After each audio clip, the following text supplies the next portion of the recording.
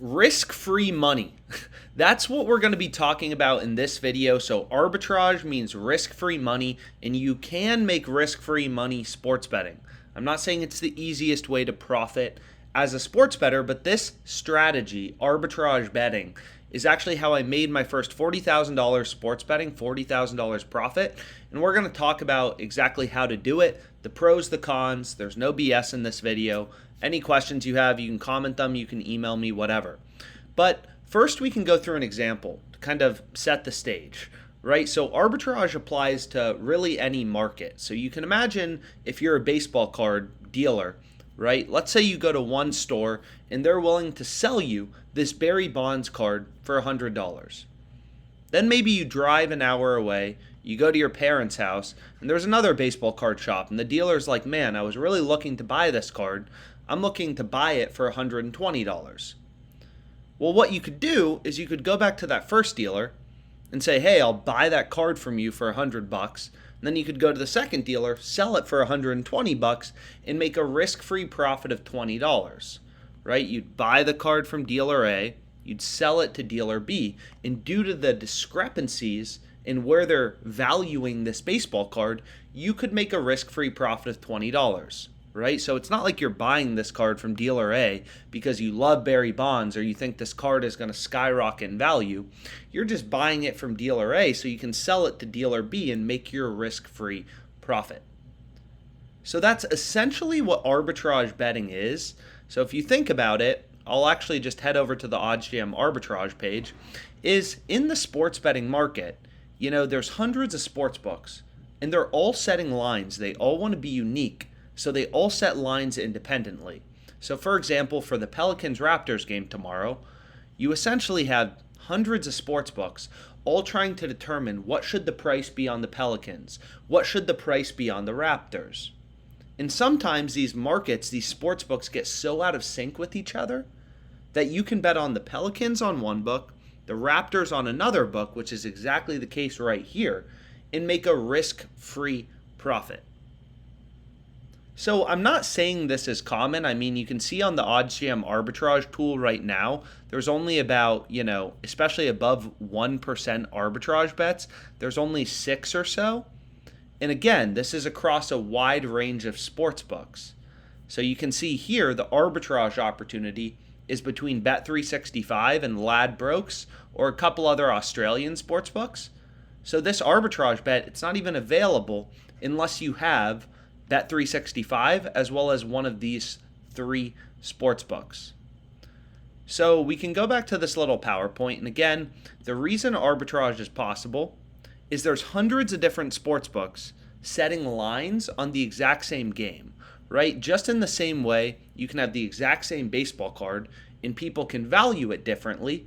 It's no different in sports betting. You have hundreds of different sports books all trying to set prices on the exact same asset, which in this case is the Pelicans money line, right? And you can see Bet365 giving us plus 150. Most other books aren't even giving you above plus 135-ish. So it seems like Bet365 is giving us pretty good value on the New Orleans Pelicans. So long story short, arbitrage, it's not super common, but you have to remember, if we just go to FanDuel, for example, for one NHL game, the amount of stuff you can bet on, right? FanDuel probably has 50,000 odds on their website at any given time. They can't keep everything in check. So it's not like most odds on sportsbooks are arbitrage bets. They do a pretty good job at keeping their lines in check and just making their risk-free spread called the VIG. But what you will notice is they screw up occasionally, right? FanDuel, just for one game, the amount of different things that you can bet on, all these alternate rebound props, you can bet on Allen 8+ rebounds, 10+ rebounds, 6+ rebounds, right? FanDuel's providing so many different markets. And again, they can't keep everything in check because FanDuel is trying to set their lines independently. And DraftKings is trying to do the same thing. And these markets are always moving. Players are getting injured. Sharp action's coming in. So sometimes, right, in this rare amount of situations, sometimes it's after a player injury and lines get super out of sync. But sportsbooks will get so out of sync that you can place a bet on 2 sports books and earn a risk-free profit. And that's called arbitrage, and we're going to go through an example right here, but I'll just go back to the PowerPoint. And again, it's not like it's super common, but you have to think about it. There's 50,000 odds on FanDuel, there's 50,000 odds on DraftKings, on Caesars, there's millions of odds in the sports betting ecosystem.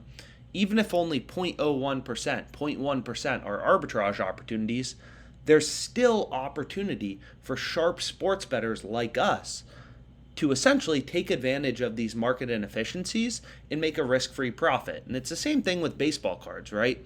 Most baseball cards, you probably won't be able to buy from one dealer and then go sell it to another dealer for a higher price in that exact same day.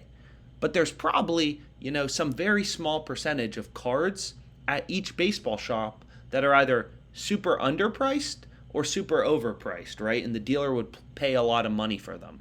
So essentially what OddsJam is doing, right, what an arbitrage tool is doing for you is it's scanning the millions of odds in the market and just pointing out to you those massive discrepancies where bookmakers are actually so far apart from one another that you can bet on 2 sports books on equal and opposite outcomes and earn a risk-free profit. And that's really important, right, is the equal and opposite outcomes part. This is an arbitrage if they're 2 different Barry Bonds cards, right? They have to be the exact same outcome. And here you can see Pelicans and Toronto Raptors, right? It's equal and opposite outcomes. Either the Pelicans win the game or the Raptors win the game. It's not like these bets are graded differently from sportsbook to sportsbook. These are equal and opposite outcomes, and you can bet 100 to win 150 profit on the Pelicans on Bet365, and you only have to stake 143, right? You only have to stake 143 on the Raptors on Ladbrokes to earn back 100. So that's an arbitrage opportunity. Whenever the plus number is greater than the minus number for equal and opposite outcomes, you have an arbitrage opportunity. And we'll go through the math here in a second, but again, all we're doing is we're making risk-free profits due to discrepancies in bookmaker odds. I mean, I literally used to get home from work and I would scan sportsbooks manually for these arbitrage opportunities just like this. Then I would pull up an arbitrage calculator, which tells you how much to bet on both sides in order to make a risk-free profit, right? So this is called an arbitrage calculator, this little calculator right here. So again, it's not like it's super common, but if you think about how many odds FanDuel has, DraftKings has, and how many sports books there are in the United States or Canada or Europe, I mean, OddsJam already has roughly 200 sports books, is these books can't keep everything in check, right? Sometimes these situations happen, and they happen every day, all the time, but you have to be fast, right? You have to be able to move quickly to get in on these betting opportunities. But anyways, what we can do is we can actually go through an example. We can run through an example of this arbitrage bet, how you'd place it, how it works, things like that.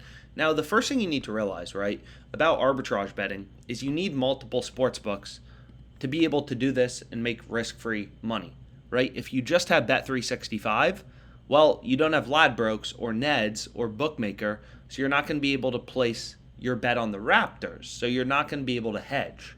So you need as many sports books as you can get, right? Every location has different sports books, but you want to get as many as possible. I mean, I've used over 40 sports books, kind of in my career or whatever you want to call it. Bovada, BetOnline, DraftKings, FanDuel, all these different sports books, right? More sports books means more profitable betting opportunities. If we don't have sports interaction, well, they're the sports book that's clearly screwing up pretty big today, and they have a ton of arbitrage opportunities. So if this book is available in your location, you should get it, right? And most of these books, it only takes a few minutes to sign up for. So if, sports interactions in your location, absolutely sign up for it, right? This is the highest arbitrage percentage, the highest arbitrage opportunity. So we can go through this example. We'll go through the Pelicans Raptors example quickly. And again, the main downsides are, one, you need multiple sports books. You need a bunch of sports books. Most successful arbitrage bettors will have at least five sports books. You need more. If you only have FanDuel and DraftKings, let's say, this arbitrage isn't available to you. None of these plays are available to you. You need more sports books, right? The more you can get, the better. Bet online, stake, and it's risk-free money. So you can't complain, right? Sign up for a few more sportsbook accounts, make more risk-free money. It really is that simple. Another thing is you need to be fast, right? These are market inefficiencies. So you have to move fast. This is a market that is crossed, right? It's kind of like if you had one stockbroker who's willing to buy a stock for $10, another one who's willing to sell the stock for $9. Well, you have a stockbroker willing to sell it for $9, someone willing to buy it for $10. This market is crossed, right? A sophisticated investor would buy it for $9 and sell it for $10 all day long until the market reaches equilibrium. So long story short, when these markets are crossed, right, and arbitrage exists, this is a market inefficiency. So by definition, one of these plays has to be profitable, right? Making risk-free money sports betting due to discrepancies in bookmaker odds is a market inefficiency. So it's not going to last forever. These arbitrage opportunities don't last forever, and the best ones will move pretty quick. So you got to move fast, right? You have to know how to navigate these sports books. Hey, on FanDuel, how do you get to player threes, right? Being fast is essential if you want to be a successful arbitrage bettor. But anyways, let's go back to this little PowerPoint thing. So essentially, we can just follow the calculator, and we can run through this example, right? So what you do is you pull up a calculator, and what this is this is your risk-free return, right? So 1.15%. In other words, if I bet $1,000 on this arbitrage opportunity, I'm earning $11.50 in risk-free profit. If you bet $10,000 on it, you're earning $115 in risk-free profit. Right? So obviously the more money you bet on arbitrage opportunities, the higher, risk-free return or risk-free profit you're going to earn. So here's another example, 2.4%. This game is tomorrow, right? This game is, literally going to be over in 24 hours. So a lot of people, they don't understand the power of arbitrage. They'll look at these opportunities and be like, okay, I can earn, $297 on my 120 total stake. That doesn't seem particularly good. But what you're missing is this is a 2.4% risk-free return. Let's say there's 30 days in a month, right? So you're earning roughly 70% risk-free returns every month if you were to arbitrage bet at 2.4% every day, right? These are daily returns. So 2.4% a day is roughly 70% a month, which means your bankroll would go from 1,000 to 1,700, from 10,000 to 17K. If you were arbitrage betting your bankroll every single day at 2.4%. So all that means is, let's say you have $500 in sports interaction, you bet $500 on that, you follow the calculator, bet roughly $881 on the Blackhawks plus 2.5. You're $34 richer. Here's your profit, 2.4%, $34. That can pay for dinner, right? This is real money. You're making day trading sports books due to inefficiencies in their odds and massive differences between where they are setting their lines. So anyways, we can go back to this example, and we can kind of go through it quickly. So you can imagine if I bet the Pelicans, let's say $500. So let me just pull up the arbitrage calculator. $500 on the Pelicans. Let's say that's my bankroll on Bet365. The calculator is going to tell me, hey, bet $735. We'll round to $735 on the Raptors. So you don't have to follow the calculator exactly, and we'll kind of go through the math here in a sec. But essentially, if, let's say, the Raptors win, right, we're going to lose our $500 on Bet365. But on Ladbrokes, we bet $735 on the Raptors money line at minus 143 odds. So our profit's going to be $735 times 100 over 143, $513, right? So our net profit is going to be $14, roughly. So what I can do is I can just format this. Let's go to number. Let's go to accounting. Right? Now, on the other hand, if the Pelicans win, we're losing on Ladbrokes, so we're losing our stake of $735. And on Bet365, we're winning $500 staked at plus 150 odds So 500 times 1.5 is our profit. So we're going to be up $15 in net profit. So this is what's crazy about arbitrage betting. One of these two teams has to win, right? We're not taking an opinion on the game. It doesn't matter who wins. Because of this massive discrepancy in bookmaker odds, regardless of who wins, I'm earning a risk-free profit of either $13.99, $14, or $15. Risk-free money of $14 or $15. Seems pretty good, right? You're making risk-free money in either situation. So if you follow the calculator exactly, in other words, if we literally bet this for $735.60 and we didn't round, your profit in either case, so regardless of who wins, is just going to be $14.40. If you round the numbers a bit to make them more whole numbers, then all you're going to notice is the net profit will vary a bit depending on, which outcome occurs, which team wins. So again, this is a game for hustlers. Arbitrage betting, you got to be fast, you got to get a lot of sports books, and you can't be lazy, right? Like, nobody knows when the best arbitrage bets are going to occur. If you're a Bet365 user, you didn't know this arbitrage play was going to occur right now, right? You'd only see it if you were on OddsJam. And again, OddsJam is constantly updating millions of odds across hundreds of sports books to show you these arbitrage opportunities kind of in real time, right? Where you can make a risk-free profit. So, again, the why would someone want to arbitrage bet? Well, and again, questions you can just email me. But 1% risk-free, even if you're earning a 1% arbitrage, every day of the month, that's 30% your ROI that you're earning every month, right? 30% ROI could add in. So your bankroll would go from, 3K to 3.9K in 1 month if you're arbitrage betting. So you can pretty quickly scale your bankroll. And the craziest thing is there's no risk, right? There's no risk.